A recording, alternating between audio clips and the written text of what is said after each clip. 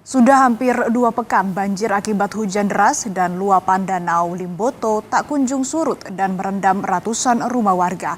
Tidak sedikit warga yang bertahan tinggal di rumah yang terendam banjir.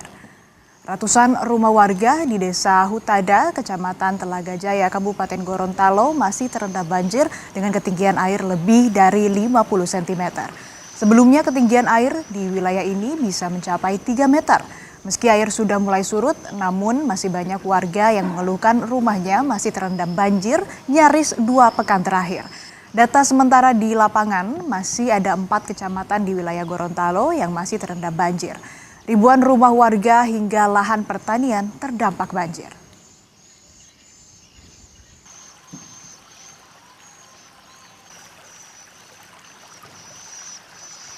Saudara, untuk mengetahui kondisi terkini di Gorontalo, kita telah terhubung dengan Kamisma, jurnalis Kompas TV. Kris, selamat pagi. Bagaimana kondisi terkini terkait banjir di sana dan seperti apa rehabilitasi untuk para pengungsi di sana?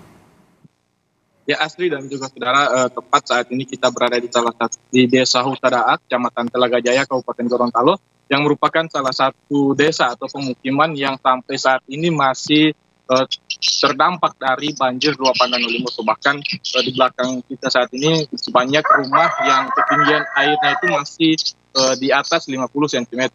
Namun memang beberapa wilayah yang sebelumnya terdampak banjir pada Kamis dini hari pekan lalu, beberapa wilayah memang sudah mulai berangsur surut, namun BPBD Kabupaten Gorontalo pun sampai tanggal 20 Juli 2024 kemarin itu masih mencatat ada sebanyak 12.800 jiwa yang masih mengungsi, sementara masih ada 2.858 rumah yang sampai sekarang masih tergenang air luapan Danau Limboto. Itu tersebar di 28 desa dari 5 kecamatan. Dan memang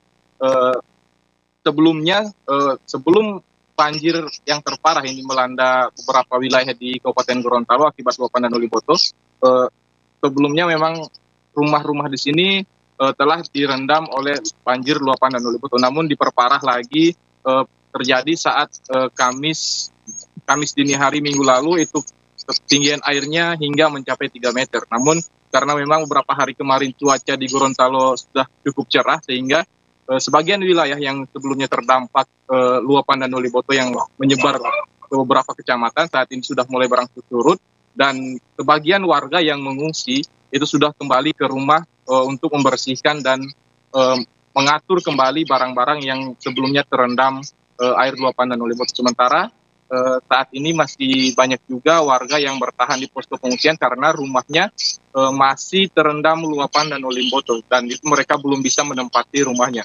Sementara untuk kondisi di posko pengungsian sendiri, saat ini pemerintah Kabupaten Gorontalo masih terus mendistribusikan kebutuhan dasar, itu berupa bahan makanan, dan juga banyak relawan dari luar daerah yang terus memberikan bantuan dan memperhatikan para korban yang masih terdampak luapan Danau Limboto.